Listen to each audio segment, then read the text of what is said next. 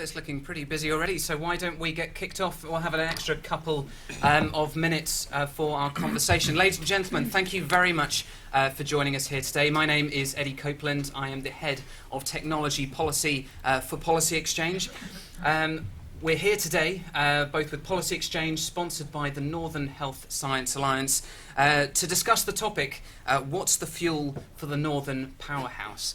Now, it's always a privilege to be joined by a panel of expert speakers, but may I just say it is also a personal pleasure to be sitting right next to a very old friend of mine, Dr. Hakim Yadi, a one-man force of nature on this agenda. Seriously, you'll hear about it in just a moment, the CEO of the Northern Health Science Alliance. So, Hakim, it's a real pleasure to see you here today. We are, of course, joined by several expert speakers on this theme. We'll be starting with a keynote from George Freeman, MP, who is the Parliamentary Under-Secretary of State for Life Sciences. Very, very knowledgeable indeed on this area. To my right, we have Claire Braithwaite, who is Head of Tech North. And then just to the far right, we have Dr. John Lamont, the Chief Executive at Transport for Greater Manchester. Just a few words on today's theme. Everyone in this room will, of course, be familiar with the government's attention towards the Northern Powerhouse agenda. And we're here today to really discuss how do we turn it from rhetoric into reality, or is it reality already? Which industries are we supposing are going to be part of this Northern Powerhouse? On this panel, you'll have noticed we have representatives from the worlds of health, from life sciences, and from technology in particular. How will cities need to cooperate or compete? Can they do both? What do we need in terms of new powers? What do we need in terms of transport and connectivity? What's the role for local government versus central government? And are there industries which have already nailed how to work together collaboratively across the North already? Those are the points for discussion. It is my great pleasure, without further ado, to hand over to George Freeman to kick us off. George. Great, Eddie, thank you. Well, the Northern Powerhouse, it's the policy powerhouse this morning. Good to see Policy Exchange starting the week as a powerhouse of ideas. I'm going to just say something about the context for the way the life and health science sector is changing, because I think that frames the opportunity for the Northern Conovation, the Northern Clusters and the Northern Health Science Alliance, and then suggest two or three areas where I think the North has got a genuine USP, a real proprietary advantage. As the UK, indeed the world's first Minister for Life Sciences, some people are surprised to hear how much I focus on the North. They expect me to be the Minister for Oxford, Cambridge and London, which is indeed a powerhouse in biomedical research. But I want to put it to you that the North is already, to your point, a powerhouse in some of the most exciting and evolving and emerging areas that will define the 21st century life and health sciences landscape. And the life and health science element of the Northern Powerhouse, which we've explicitly recognised through Health North and the funding that we're putting in to support the health tech collaboration. It's just great to see Claire and Hakim both here today on that, is a recognition of the potential, the particular potential of the North in this sector. So let me just say something about, for those of you who aren't immersed in this, what's happening, the sort of context, and then I think one or two things on how the North can lead it. Essentially, we're seeing in this extraordinary industry, I just remind you, traditionally the life sciences industry, the pharmaceutical, biotech, medtech device sector, it's worth 50 to 60 billion pounds. It's a vast industry for the UK, employs huge numbers of people in research, but also in manufacturing and in all the ancillary support sector. We've traditionally supported it through Department of Business, and it's been a mainstay of our economy through the 20th century. The sector is profoundly changing. In drug discovery, which is the kind of mainstay of it, we're going from a world in which drugs were traditionally discovered through a very long process from deep science in biological laboratories.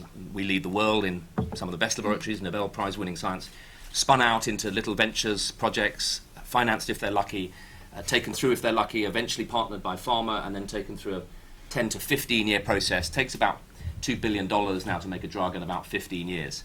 And it's become too long, too expensive, and with too high a failure rate for the industry, and they're adapting very fast, and it's too long and too expensive for us as the health service. We can't afford to pay the premium price left at the tail end of patent life, and it's far too long for patients who are waiting to get these new treatments.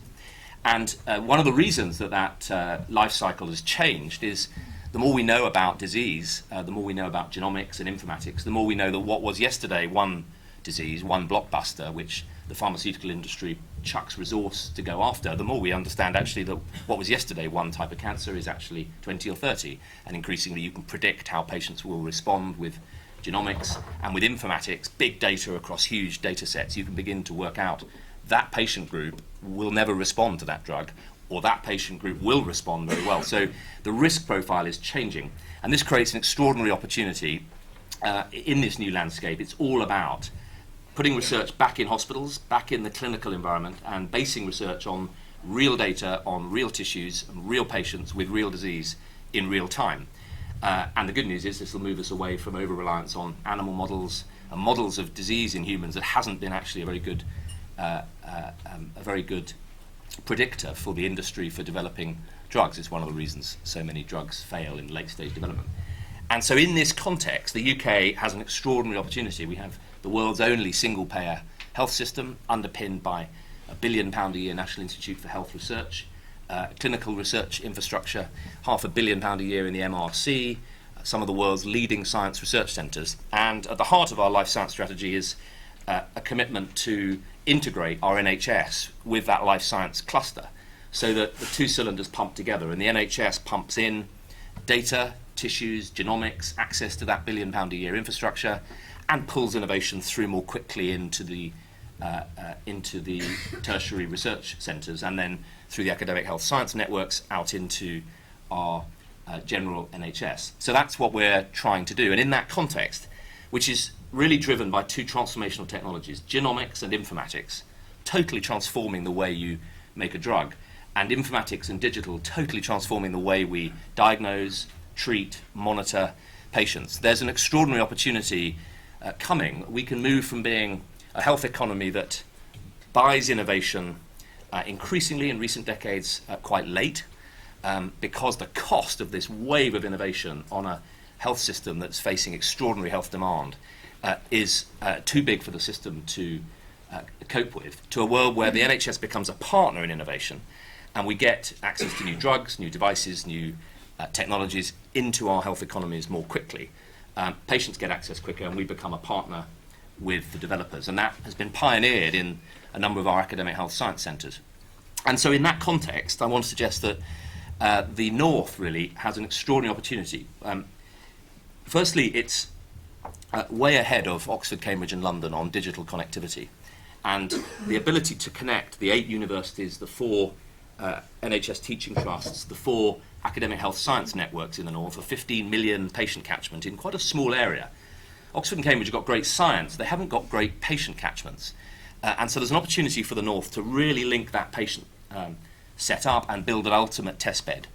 And that geographical proximity of that medical research and the patient catchment is very powerful. Secondly, the ability to use that digital leadership to drive this new landscape. So increasingly people around the world are going to be asking, where can I find an advanced population suffering from all the chronic disease burdens of a modern health economy, with a strong research base and the ability to measure the cost of disease so that I can measure whether my innovation actually saves money? Well, I think the Northern Health Science Alliance is building just that. 2 last points. Manufacturing in this new landscape is going from being the sort of poor relation of 20th century life science to absolutely integral. Increasingly today, devices and drugs are manufactured in incredibly high quality, specific ways, often in single dose units with measurement of delivery, digital packaging. And this is becoming a very powerful way of protecting investment here in the UK. I recently went to see an AstraZeneca factory at Alderley. One drug, it's off patent. AZ still have 80% of sales. Why? Because the delivery mechanism, the syringe, the packaging, the dosing, is highly advanced. You can't do it in China and India. And that factory, by the way, accounts for 1% of British goods exports. That's a big number. That's 1% of our goods exports, and it's here because of our leadership in manufacturing. And in the North, we have an extraordinary opportunity in that, which Cambridge and Oxford and London don't have. And lastly, ultimately, we're only going to unlock this model with, I believe, real local empowerment and devolution. You ultimately begin to tackle 21st century health and life sciences when you join up primary, secondary, community care and municipal leadership, and we start to build healthy lifestyles into our cities and counties. And I think the Manchester model shows our commitment to reward people who can come together and really plan in an integrated way. I know enough about Oxford and Cambridge to know it'll be quite a long time before those two cities get together and develop a joint plan for managing 21st century healthcare, and it's a credit to the northern cities that they are. And again, last week we saw Sheffield sign up. So for all of those reasons, I think the North is already a powerhouse, and I think the offering for the UK as the UK minister around the world is, if you're looking for deep Nobel Prize-winning science, you can't beat the Oxford, Cambridge, London cluster, and by the way, the North has got some too. And if you want the ultimate testbed for doing digital 21st century integrated innovation testing in a real catchment of people with sadly high incidence of the chronic diseases that the whole world has got to tackle, come to the North. Thank you very much indeed. Now, Hakim, I always like to say you were doing the Northern Powerhouse before it was cool. Yeah. Tell us about your work and perspective on this debate. Thanks, Eddie, and thanks, George, and thank you all for joining us this morning. It's true, we began our Northern Powerhouse journey back in 2011, when a group of very entrepreneurial deans of the medical schools across the north of England and the chief execs of the NHS teaching trusts came together from Lancaster, Liverpool, Manchester, Leeds, Sheffield, Newcastle, Durham and York, and worked together over a period of about a year or so to form an alliance to address some of the challenges that George has been talking about today. And the Northern Powerhouse as an agenda and devolution are incredibly welcome, but I think there's more to the powerhouse than just devolution. The fire at the heart of any powerhouse needs three things: fuel, heat and oxygen. Without all three you can't have a fire. And I think there are three things we need to be focusing on as part of our Northern Powerhouse to make sure we have it running at full capacity. Firstly, we need to focus on the industries, the high growth industries like health, tech and transport and manufacturing, as George says, that are going to form the job base for the north of England. Secondly, we need to be looking at connectivity, both within and between our great northern cities. Sadly, I'm based in London because it's often easier to be in Lancaster one day and Newcastle the next being in London. That shouldn't be the case. And thirdly, we need to retain our northern talent or attract it back from other parts of the UK. So I want to take each of those in turn. So last week, the N8 universities all appeared in the top 200 of the Times Higher Education global university listings. So there's absolutely no shortage of talent here in the north of England. Some analysis we've just done with Lancaster University, and it was published in The Independent over the weekend, shows that the majority of the science, technology, engineering and maths graduates and postgraduates studying STEM subjects move to London after graduation. And those that move normally have a first or 2-1, so the higher degrees are moving into London. How do we retain those individuals in the north? How do we create a more entrepreneurial environment for them to be working in jobs in advanced manufacturing, in technology, in leading transport? Well, I think we need two things. We need to be able to facilitate their movement around the north of England, and I think that's where investments in HS2 and HS3 are incredibly welcome, and new investments in the cities themselves to connect people. The prominent economist in the US, Ed Glazer, says that a city is somewhere where smart people hang out with other smart people and have smart ideas. Well, we need to be able to facilitate those smart people to hang out together in Manchester, in Leeds, in Sheffield, and between those cities. And critically, what that does is it helps forms a cluster. And what George has spoken about in the southeast is real clusters. And they're clusters because when you change job, you don't have to move house. That's a fantastic definition of a cluster because it shows that you can actually walk across the road and get into your next biotech startup or your next fintech startup. To be able to encourage that in the north of England, we need connectivity between the cities. And what we've done through the Northern Health Science Alliance is create that connectivity virtually through the health and care system by linking the 8 medical schools, by linking the 8 NHS teaching trusts, and providing a single point of contact for technology companies to work with us. Now, when the founders of the Northern Health Science Alliance came together, I'm not too sure they actually recognised the scale of the opportunity, that powerhouse that already exists. In the north alone, there are 38,000 people working in life sciences and healthcare across 1,000 companies, contributing over 10 billion to the UK economy. But if you look at what's happening just in the northwest or just the northeast or just in Yorkshire and Humber, you don't get that scale. You don't get the 15 million patient catchment, you don't get the burden and the incidence of disease, and you don't get that innovation coming from those companies. So what we've done by creating the Alliance is create a single point of contact for companies to come and work with us, both with our clinicians, our academics, and accessing that deep science. We've seen companies from the US, from Boston, from San Diego, as far as Japan, come in and work with us and invest here and start putting new jobs here. We've even seen companies from Cambridge, UK, grow their offices here in Manchester because of that connectivity. So there's a real opportunity here. So devolution is a very welcome economic and political tool, but I think there's more we can be doing in skills, in connectivity, and supporting those high growth sectors. And actually this government's done quite a bit. When you look at the devolution agenda, people start to question what else has been done. Well, in the past 2 years, we've seen £235 million go into Manchester in a graphene centre, a £20 million investment in the National Centre for Ageing in Newcastle, a £20 million investment in a project called Health North that the NHSA will be facilitating, a precision medicine catapult at Alderley Park, and the list goes on. There is actually a northern powerhouse in health sciences, and it's up and working. Thank you very much. Claire, tell us about the world of technology. What's happening there?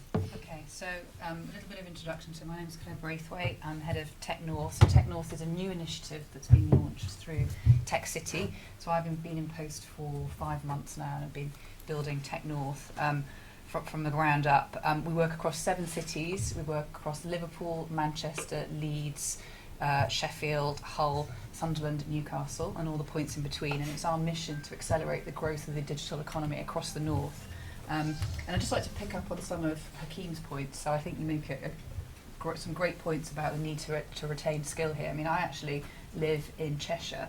It takes me 2 hours to commute door to door, 30 miles into Manchester, whilst I can get to our offices at Tech City in London in 3 hours door to door. So in terms of the need for investment into our infrastructure, we absolutely need that. There has also been, through the Northern Powerhouse, some incredible investments into science parks, funds, etc. But one of the key focuses for Tech North is on how we build connectivity in terms of relationship networks between different organisations, businesses, and this is something that's absolutely critical that comes out and again. And so in terms of building networks, it's one of the core focuses for Tech North and one of the reasons why we've partnered with Health North. Because what we have already in the north is some incredible assets and some incredible technology achievements. So, you know, Sage is the UK's largest FTSE 100 technology company. It's founded and is based in the northeast of England.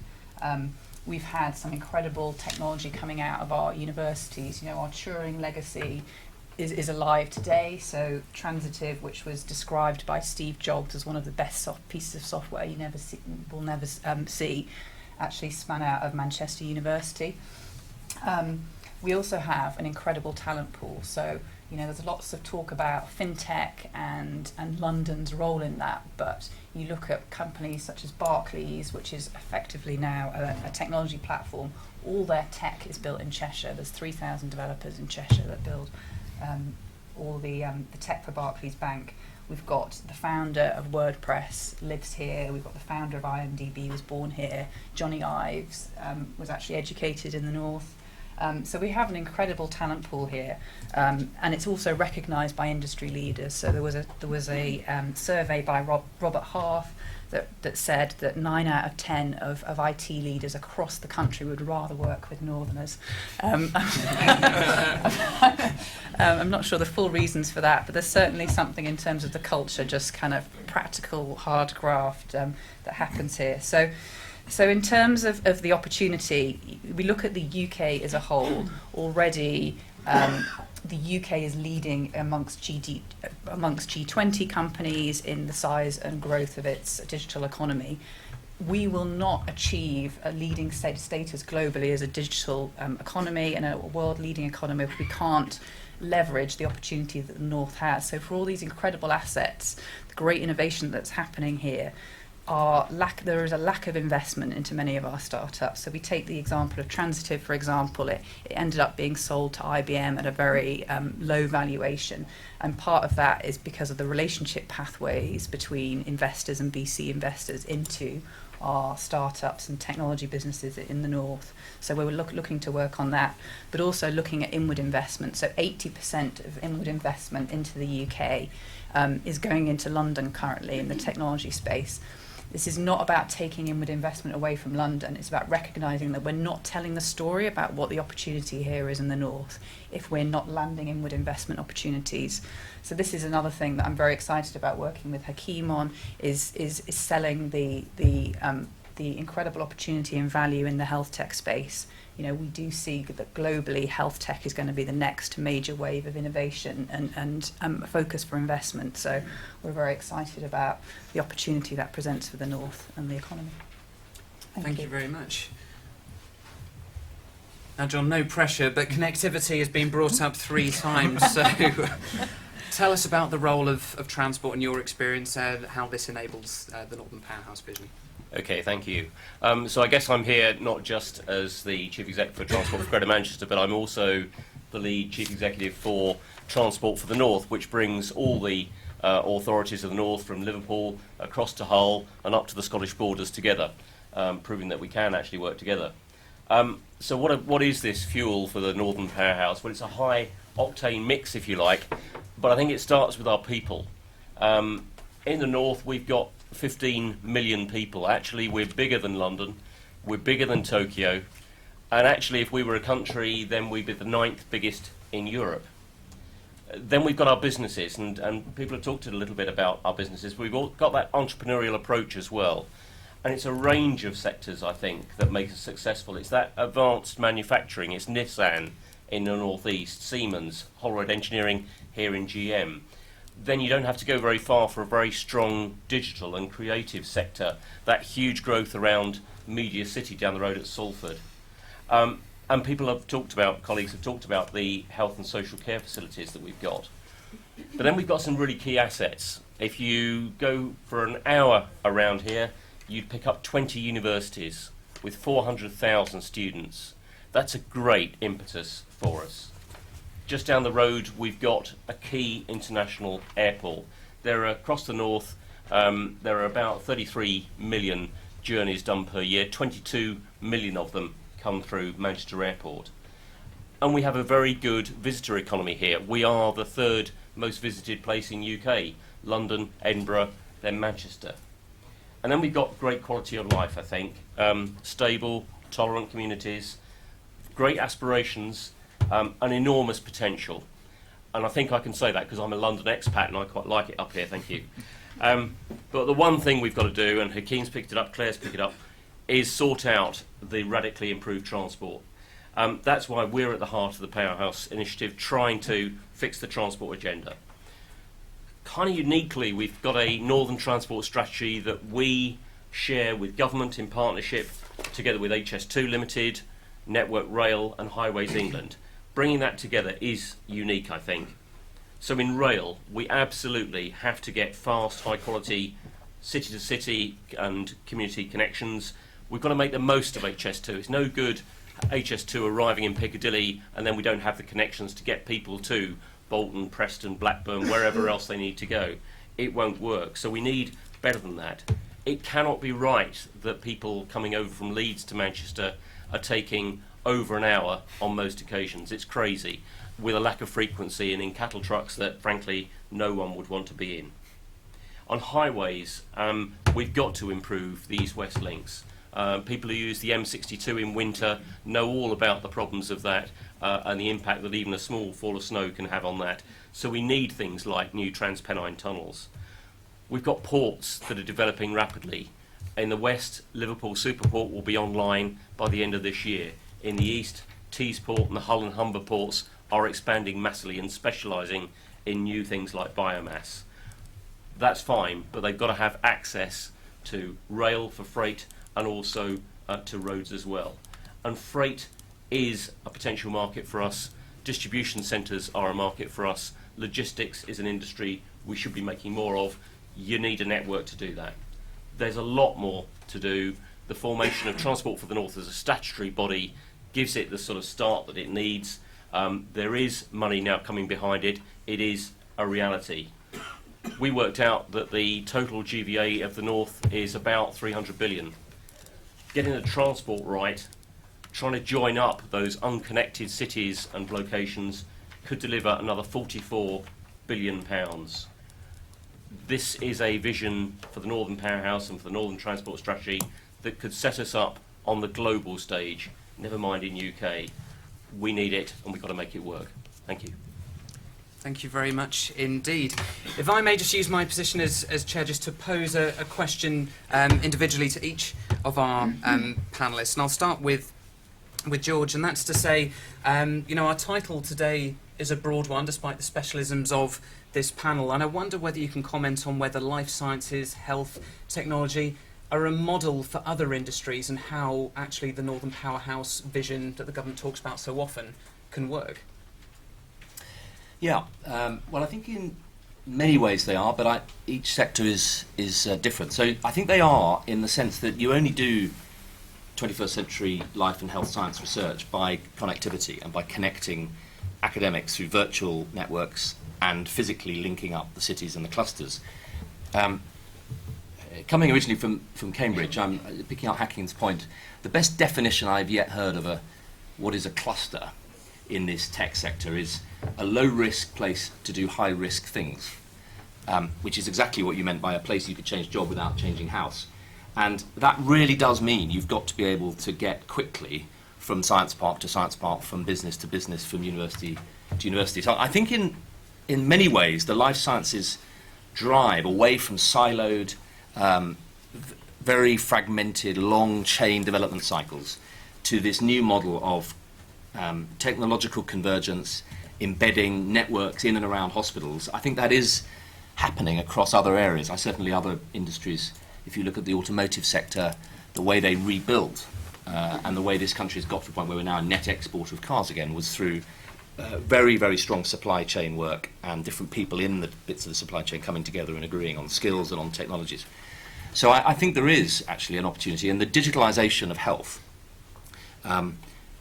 which is the big digitalisation project for the UK. We are now at 97% GPs fully digitalised, and Jeremy Hunt and I are pushing hard to get a generation of health apps to take it from being something the system does for itself to something that patients can see the benefit of. I think the North's digital railway tracks in healthcare, I think this could be where digital health really breaks through first.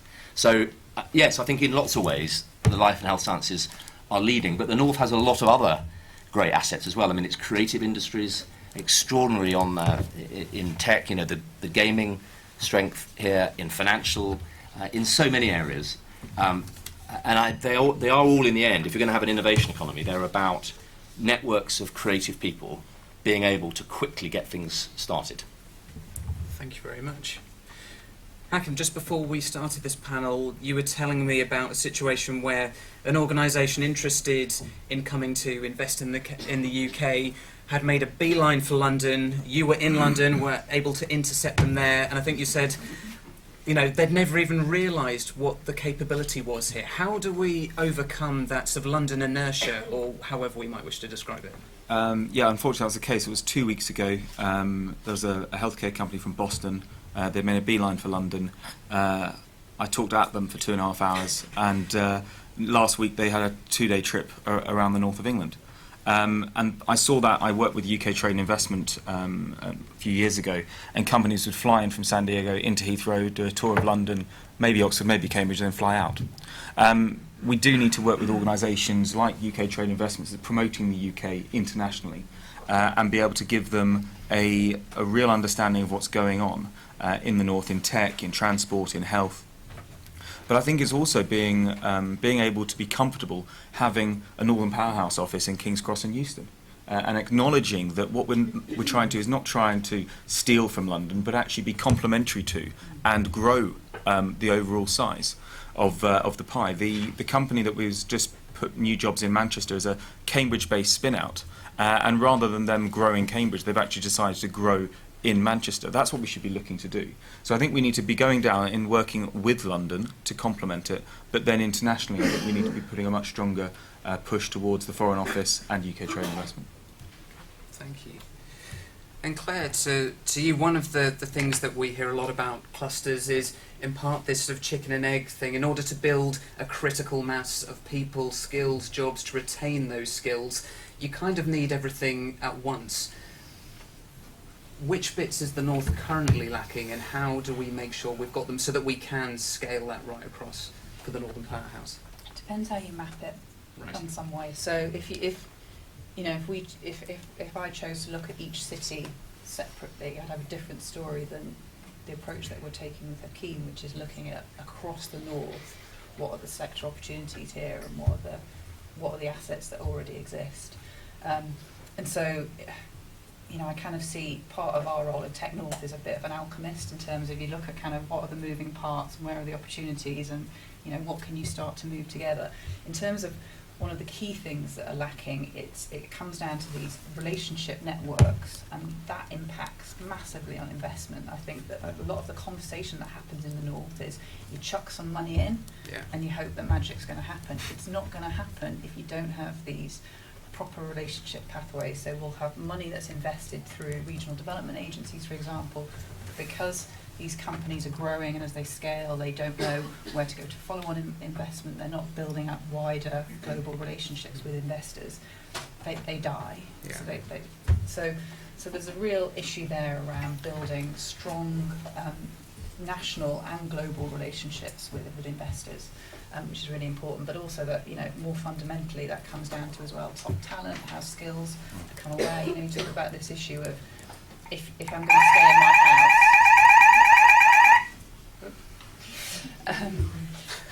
One of the challenges we have, I speak to a lot of businesses, and it's how do we attract skilled talent to our business. So I know the other thing that's stopping businesses from scaling, is the ability to have skilled talent that knows how to scale tech businesses. We hear about some of the stories like Sage, etc., but talent doesn't recognise that there are so many opportunities in the North to move around to different. So it's about kind of showcasing and knowing that those opportunities exist. And again, that comes down to strong relationship networks. And I think a lot of the challenge we've had is a lot of our organisations have come out of London. There's just a lack of connectivity between, and knowledge about what is actually here. And so, I hope this is one of the things that Tech North will do is start to tell the story about what the North's at, and also offer, so we're working with Hakeem. Last week I was with Innovate Finance, helping to develop the fintech relationship. If we can start to be a kind of a gateway for organisations to increasingly penetrate into the northern economy, then that will be a win. Fantastic. Did I answer the question? You did, absolutely. Spot on. Ooh, suddenly got very loud. Indoor voice, Eddie, indoor voice. John, you've sort of highlighted some fairly, big, ambitious projects. You mentioned HS2, you mentioned Transpennine Tunnels. I saw the announcement this morning from the government, Lord Adonis appointed to be able to look at those long-term infrastructure needs. I guess we're hearing the Northern Powerhouse already happening. What are the quick wins? What can we expect to see in the short term that will help with all this connectivity to get these people together across the North? Well, I think it's fair to say that a lot of transport schemes take an inordinately long time to do. I mean, I wish it was otherwise, but it is a fact that is what it takes. Partly because of the planning process and the approvals process to get these things done. But nevertheless, there are lots of things we could do relatively quickly, and one of those will be smart integrated ticketing. One of the biggest frustrations I think out there is the fact that there are so many different ticket types. There are so many different fares, and sometimes even in the buses on Greater Manchester, you'd struggle to know which fare to go for. So something that offers us a simple, integrated system across the North would be a great advance, and that's one of the things we're trying to do very quickly, and technology can help us there. Contactless, I go and buy my coffee in Cafe Nero with my contactless card, so why can't I use it to travel? So there's opportunities to do that kind of thing. And then things like Apple Pay, Google Wallet and all the rest of it. We've got to move with technology, look for the opportunities and get things done quickly in a way that we haven't done in the past. Right. Thank you very much. Well, I'm absolutely delighted to see such an enormous audience. Apologies for those having to stand. Questions over to you. I thought there might be a few. Right, do we have some microphones at the back? Yeah, we do. We do, perfect. Let us start with a gentleman with the glasses just in front of me here with hand up. Just over here. That's right. And if we can have name, organisation and a short point or question, please. We can get through as many as possible. Hello, sir. Jim Bedford, Skipton and Ripon. I could ask dozens of questions, but I'll keep it simple. The connectivity you talk about, I don't see that there's a website, Northern Powerhouse. That would seem to me quite fundamental. So let's take that point. Who wants to come in on, do we need the website for the Northern Powerhouse? Well, We have this a is Tech kind North- of what the Tech North does. we have a Tech North website. But Northern Powerhouse is obviously key, and it's a way of connecting with ordinary folk. Obviously, with the universities and all the rest of it, it's very easy to build that connectivity, but not with Joe Public like me.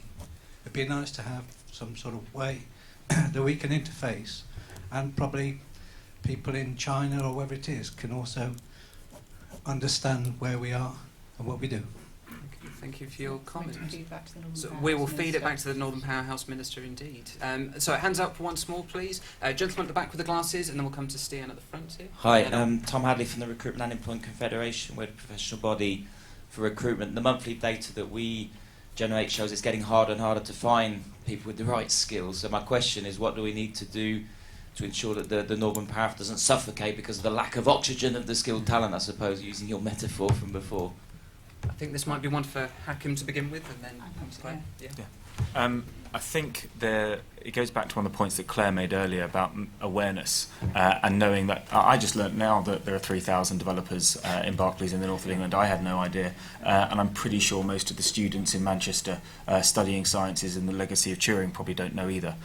So we need greater connectivity between the industry base and I think the academic environment to foster those connections, whether it's through formalised relationships like placements or actually just using new vehicles like Tech North and the NHSA to promote into the universities. But no, I agree, if we don't have that oxygen, we are going to suffocate.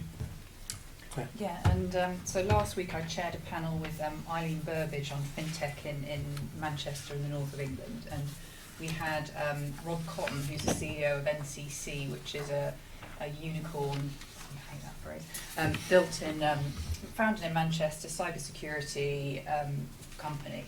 And you know, one of the big issues that we're seeing is there is not sufficient collaboration going on between business, government and education. So we have this incredible talent pool in these amazing universities. That talent is not ending up in our great businesses.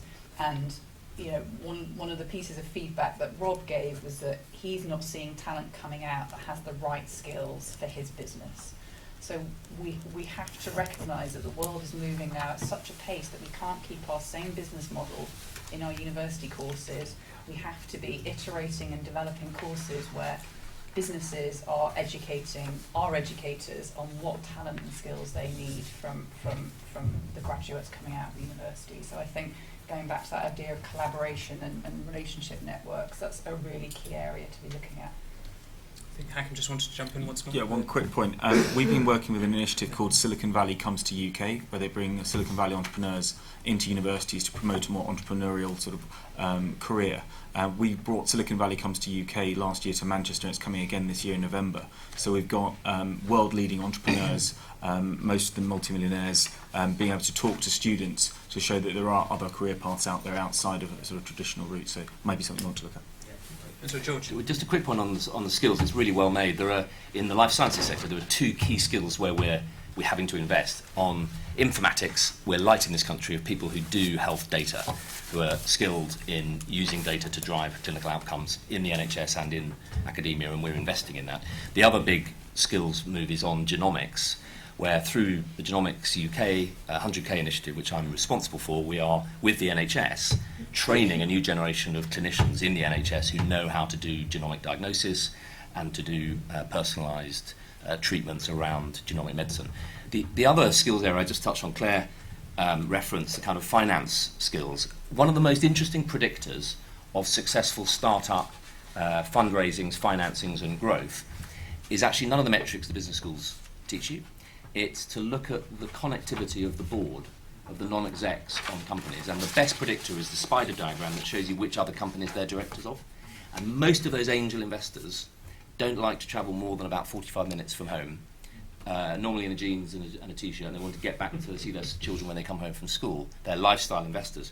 And that, I think, speaks to, it's what happens in Cambridge really well, and I think it's what the North has to think about really unleashing, because there's some brilliant investors here. Yeah, there's an incredible entrepreneurial pool. I mean, you know, there's so much heritage in our DNA, but there's a lot of work to be done to really get that working. And I think there's still a mindset that you get investment by going through a process. Yeah, exactly. You apply for funding. It's just not how it works. It is about who you know. Yeah, the last small company financing I saw, they raised £1.2 million via BlackBerry in about 24 hours with a network of investors saying, I'm in for 100, are you in for 100?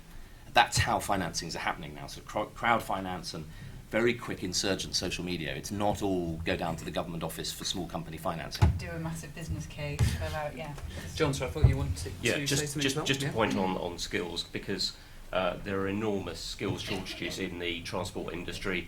If we're going to deliver not just the HS2, the Trans-North Rail, and some of the other civil constructions that are needed, we need a lot more skills bases. It's not just about graduates, those clearly we need to have a better relationship with universities of converting graduates, particularly into engineering. But I would point out that there is an enormous need for apprenticeships so that we can actually start build our skills balance from the bottom, and actually that starts to address the other problem of the Northern Powerhouse, which is this worklessness which a lot of northern cities have got, and we can start to address that in a very positive way. Thank you. If it's Stian at the front, we'll actually probably take 3 questions at a time now, just to make sure we get through everyone. But this gentleman at the front, there we go. 1 row back, there we go. Thank you. Stian Westlake from Nesta. I saw a figure the other day that gobsmacked me. Apparently, for every pound that London businesses spend on R&D, the government, through universities, the taxpayer spends £2. In the Northwest, for every pound that businesses spend on R&D, the government spends 33p. Now, on the one hand, this is great. It means that businesses in the Northwest are self-reliant, stand on their own 2 feet. On the other hand, it makes me wonder, do we need to rebalance government spending between London and the rest? Thank you very much. Lady in blue just behind, and then I will get to think to the gentleman at the back and the far side. Hello, Sarah Buckley from Roche Pharmaceuticals. A quick question about the prospect of an EU referendum next year. If we saw a different relationship between the UK and the EU, or even an exit from the EU, is that a risk or an opportunity when it comes to the Northern Powerhouse? Good question. And gentleman at the back. Hi, it's Greg Baker from Guide. A number of the region's political leaders have just come back from a trip to China. To what extent is foreign investment essential to make sure the Northern Powerhouse works? And what's the minimum amount required, and where should it go? So questions there on investment, particularly disparity between southeast, west, context of the EU referendum, China, big discussion of investment. Let's ask the panel. George. Great. Well, 3 great questions. Do we need to rebalance R&D expenditure? Yes, and we've explicitly started to do that in the last Parliament, and I expect you'll see in the autumn statement the Chancellor continuing with it. Hakim listed off a number of initiatives. I won't do the government minister thing of listing everything that we've done, but if you look at the Precision Medicine Catapult and you look at the Health North initiative, we are trying to seize the opportunity in this new landscape of shifting the funding to these new insurgent technologies, and the North is leading in much of this, and that's why I'm here really, is to signal this opportunity for the Northern Cluster. On the EU, your question, if we were to leave, would this be an advantage? I'm choosing my words very carefully. Of course it would. If Britain were outside of the European Union, competing in a global race for inward investment, I have no doubt that the North's strengths in this sector as a powerhouse of testing, assessment, and novel digitalised reimbursement of 21st century healthcare innovation would be a major industry that we'd be very, very reliant on. I happen to think that our leadership in life sciences is stronger for our membership of the European Union. And as the Minister for Life Science Regulation, I'm leading a delegation as part of our reform agenda, urging the European Commission to embrace these disruptive technologies and take our lead. The MHRA, our medical regulator, and NICE lead the world in how you do this stuff, and the European Commission has got to be much more entrepreneurial and innovative in terms of how these technologies will change. And on China, I think the Chancellor rightly is leading a massive operation to open our business doors to Chinese investment. I think there are a couple of really big opportunities in infrastructure. The Chinese have shown how you build motorways and hospitals and key infrastructure really quickly, and I think there's an opportunity for us to access fast money internationally to help us really power ahead. And I look at how our Victorian forebears built their infrastructure. And I look at, down in East Anglia, where I'm from, how dependent everybody has become on government funding for anything. And I think our forebears would say, why are you all sat like goldfish, waiting for some minister in London to give you money that doesn't exist? I think we've got to give freedoms to places to be much more entrepreneurial on our rail network, on development along the railway lines, on 4, 5, 6G connectivity. And I think we should encourage a world where local economies can raise international finance, raise a bond. What about the Northern Powerhouse bond? And there's all sorts of things. And I think, given the structural deficit we face, the great opportunity is to unlock local, regional entrepreneurialism in how we finance infrastructure for the 21st century. Anyone else wish to comment? Yeah. So on the question of distribution of funding, in life sciences, the government pulled together a pot of funding called the Biocatalyst, which would allow small companies access to up to £2 million to progress their technology. If you look at where the applications from the companies came from, on round 1, 2, 3, 4, we're now getting better. Most of them were from the southeast. The applications are now coming from northern companies. There's a real lack of awareness that that funding was available to them. So we need to do more to actually say what is available to you wherever you are in the UK. I think the question about EU and foreign investment are linked, certainly from what I see. Most of the companies, foreign companies I work with, are all using the UK as a springboard into Europe. That's normally the UK as their first step in, because they want to access all of the genomics, the informatics, the expertise. But being 2% of the global market doesn't mean that we're the place that they're going to sell to, and they need to be able to trade into Europe. So I think that those two are inextricably linked, and we're seeing the majority of those investments. I'm not too sure what critical mass looks like, but they're certainly coming from target markets. So US, Japan, China is where we're seeing most of those interests in the Northern Powerhouse. Anything to add from this side? Well, a couple of things. First of all, I think we need London success to be maintained. I don't think it's an either or. We need both. And I think certainly if I was with Mike Brown, my opposite number in London, he'd be saying, well, actually, a lot of the things that they're investing in are actually in companies in the north. So there's a lot of rolling stock for London coming from Derby, and there's a lot of things coming from the northwest as well. So I need both to be successful. On the foreign investment, I was lucky enough to be with Prime Minister and the Business Secretary of State in Singapore and in Malaysia, and one of my colleagues sitting in the front row was with the Chancellor in China. There are fantastic amounts of investment available. What we have to be clear on is that we've got investable propositions. Simply concepts won't do. We have to have really clear investable propositions that people can go for. Let's open up to some more questions. Any other from the audience? Yes, gentleman at the back there. Hi, good morning. Chris Lavery from KBR. I'd like to pick up on the last point, really, about the investment. And I think, the time that was spent with the Chancellor and some of the chief execs out in China last week really demonstrated the need to bring further investment into the area. But in order to do that, there has to be a very clear strategy and really clear opportunities for the private sector, whether that's overseas or in the UK, to come in. And to my mind, it seems that the time taken to bring those ideas and opportunities forward just takes far too long. And I think there needs to be a much greater acceleration of the process to bring it forward, to drive the private sector into this. And I think that's the challenge, really.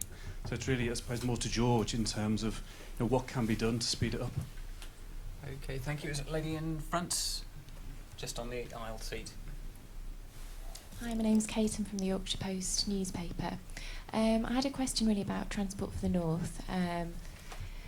if we've got the government's infrastructure commission that's been announced today, and we also have Transport for the North, are we at risk of having two kind of similar bodies that are looking at strategy for transport in the north? Do we risk things becoming slightly muddled? And I think that would actually impact on all of the sectors that you've been talking about today. Good question. Any other points? We can take a third one. Yes, gentlemen, just there. Hi, Richard Phillips, Association of British Healthcare Industries, also chair Southwest Academic Health Science Network. Life sciences question. Just a word on the importance of and barriers to joining up many of the organisations, for example, in Hakim's organisation as a sort of true integrated infrastructure. And then the role of the NHS. How do we best maximise that as an engine for growth? What's the balance between having it as a test bed in this huge research potential, millions of patients all joined up in the same organisation, versus the NHS actually as a market? Okay. So just to reiterate, we've got a question about investment, of getting private sector investments and how we stimulate that, make it happen faster. We've got this, have we got too many transport boards after today's announcement, and the barriers to joining up life sciences. Let's start in the opposite place. Let's start with John and work our way back and pick any of those you wish to comment on. So I think the obvious one is the Transport for the North question. The Transport for the North is about the northern authorities speaking with one voice to come up with a prioritised list of schemes that they want to really transform the connectivity of the north. I don't see that as being inconsistent with the Infrastructure Commission at all, and delighted to hear Andrew Adonis is going to lead that. I think that it forms a significant contribution to that national view of what infrastructure should be, which presumably will take in energy and a range of other infrastructure schemes as well. So having the north speaking with one voice and being very clear what it wants, I think is a key part of that debate. Claire. I'll make a comment to the investment. So in terms of investment propositions, I think I would love, when we're talking with the Chinese investors, to start to look at how they can build funds. So going back to that point about the need for better VC investment into the north, it would be great to see the Chinese building investment funds that will start to build our international connectivity, and I think that's something that can be done quite quickly, because those private sector opportunities in terms of investing into tech startups and tech scale-ups are there now. So it's just a slightly more lateral thinking in terms of thinking it's not just about investment into specific infrastructure, actually thinking about investing into businesses as well.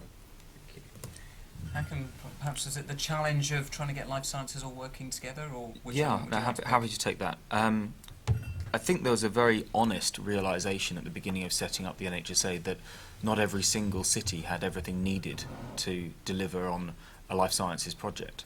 And we're certainly seeing that from the collaborations that we're setting up.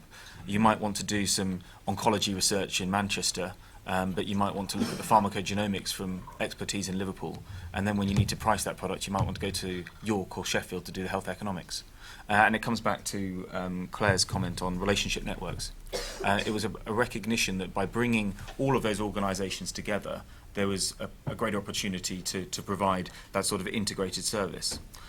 Don't get me wrong, they're still fiercely competitive. They're going to be competing for research grants, for patient footfall, but they recognise that there is an opportunity by working together and having clear understanding of what those projects are and what those projects aren't. So it wasn't necessarily an easy point to get to, but now that we're there, we actually can work and access the expertise. On the comment around the testbed versus growth engine, I think the two are linked, really. We've been working with a company that came to us. We introduced them to the different teams that might be relevant to them in the north of England.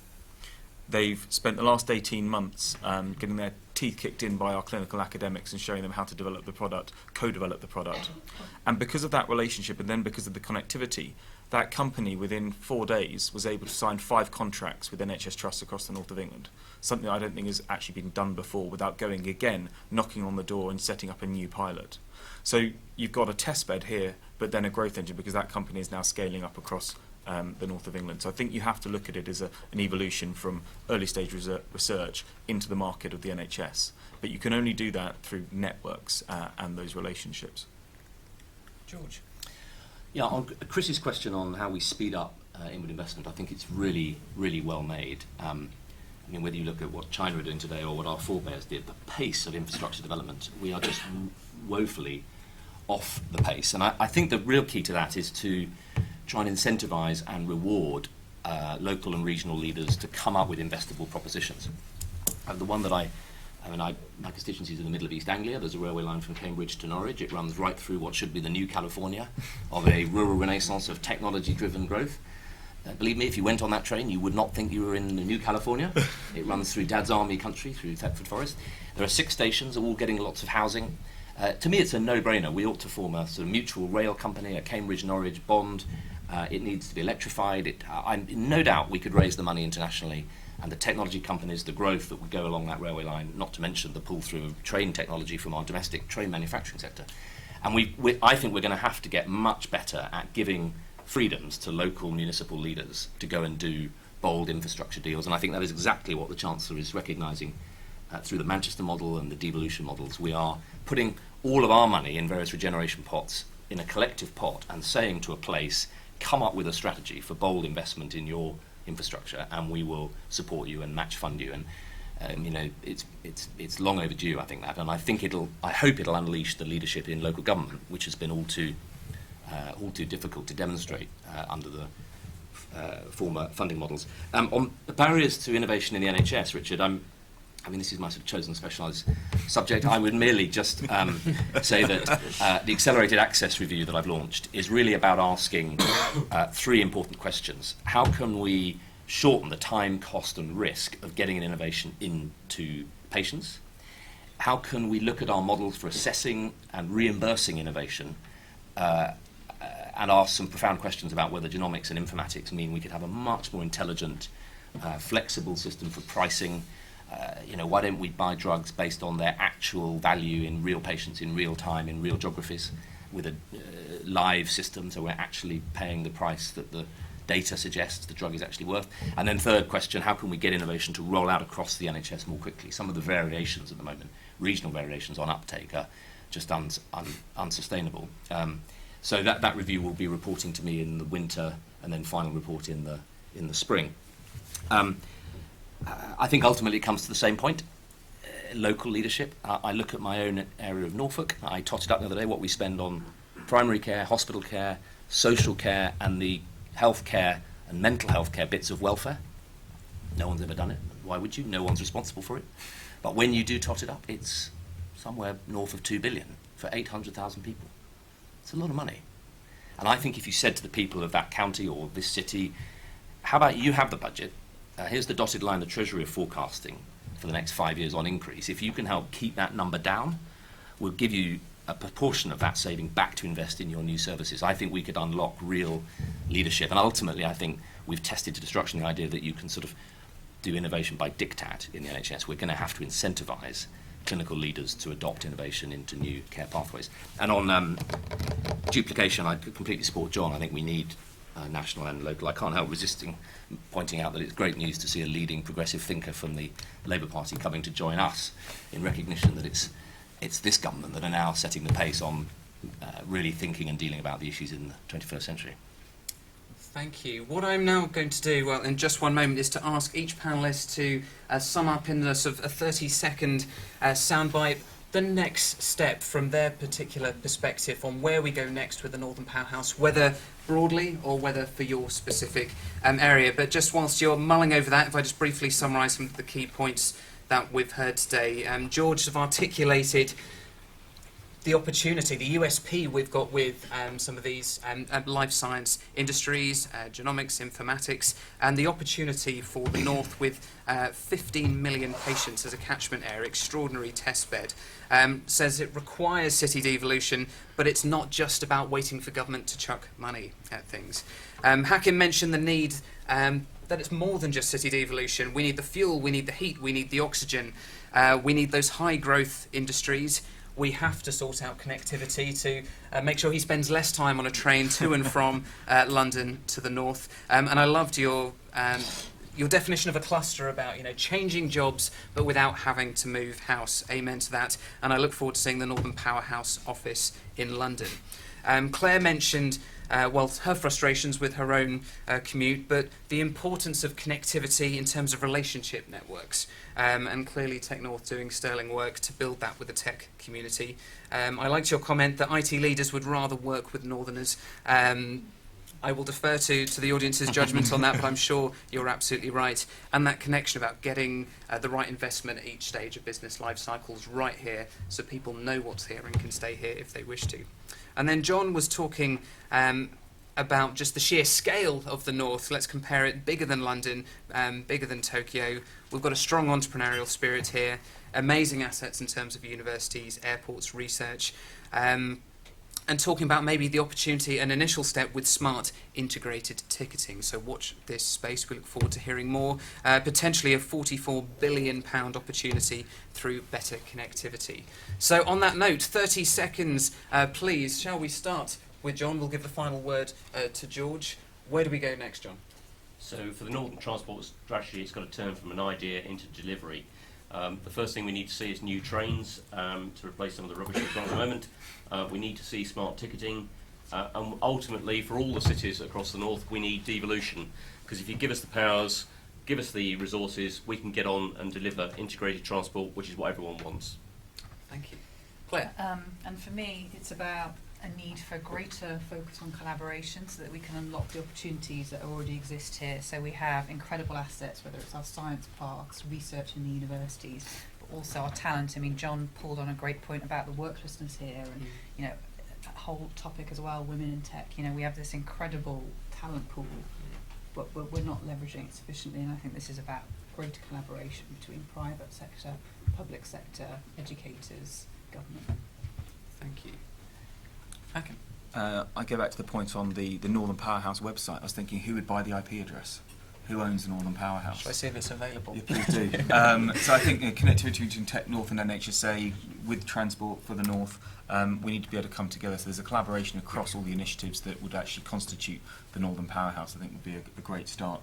And secondly, the government have already committed 20 million to the Health North initiative, spread over 4 cities, 3 years. It goes so far to build out the digital work that we want to do, and hopefully we'll see further commitment from the government on that. George? So the North is already pioneering in 21st century life and health sciences in Salford, in Manchester, in Leeds.